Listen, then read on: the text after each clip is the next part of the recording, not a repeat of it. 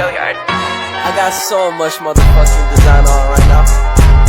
Break it down, bring it back, make it clap. I got 3 old thoughts, new guap, wear that dick. Bitches on my line, and you know they come strapped. Hold up, what it not, 45, scope it cash like whoa. How you fucking with these hoes up?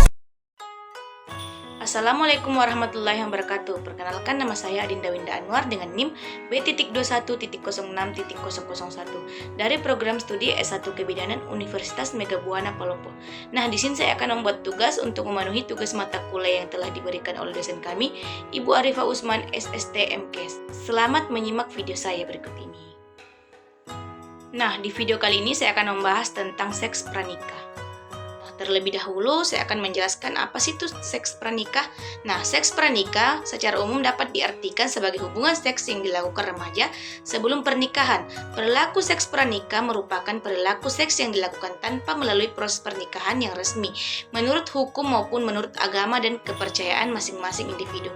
Pada seorang remaja, perilaku seks pranikah tersebut dapat dimotivasi oleh rasa sayang, cinta dengan demonstrasi oleh perasaan kedekatan atau gairah yang tinggi terhadap pasangannya tanpa disertai komitmen yang jelas, atau karena pengaruh kelompok di mana remaja tersebut ingin menjadi bagian dari kelompok dengan mengikuti norma-norma yang telah dianut oleh kelompoknya. Dalam hal ini kelompok telah melakukan perilaku seks pranikah.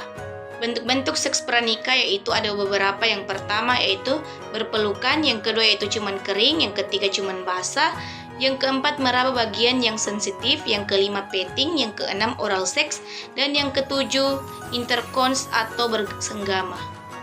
Nah, adapun faktor-faktor yang menyebabkan remaja melakukan hubungan seks pranikah. Faktor yang pertama yaitu faktor keluarga. Faktor ini juga bisa menjadi penyebab terjadinya seks pranikah yang dilakukan oleh salah satu anggota keluarga tersebut.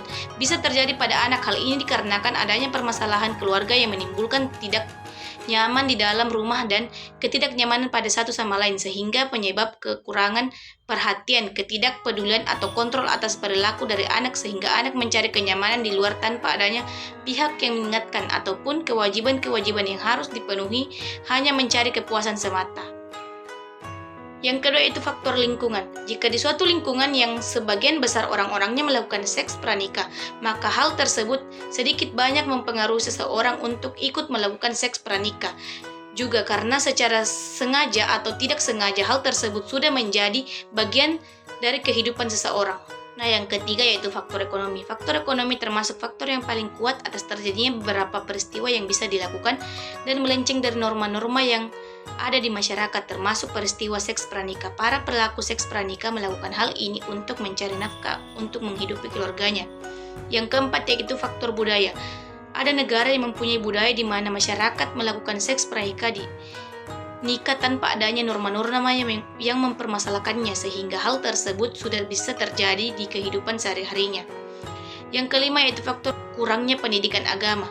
Kurangnya ajaran agama juga menjadi faktor yang menyebabkan terjadinya seks pranikah, karena mereka tidak terlalu mengetahui atau bahkan tidak mengetahui sama sekali bahwa ajaran agama tidak menyarankan untuk melakukan seks sebelum menikah, karena adanya sanksi dosa bagi yang meyakininya, dan ada juga konsekuensi yang merugikan baik psikologi maupun material jika didukung oleh pendidikan agama. Nah, mungkin itu saja video singkat tentang penjelasan seks pranikah. Jadi teman-teman yang nonton video ini, saya mohon jauhi ya seks pranikah karena itu dapat merusak masa depan kita. Nah, jika ada salah kata mohon dimaafkan. Wabillahi taufiq wal hidayah. Wassalamualaikum warahmatullahi wabarakatuh.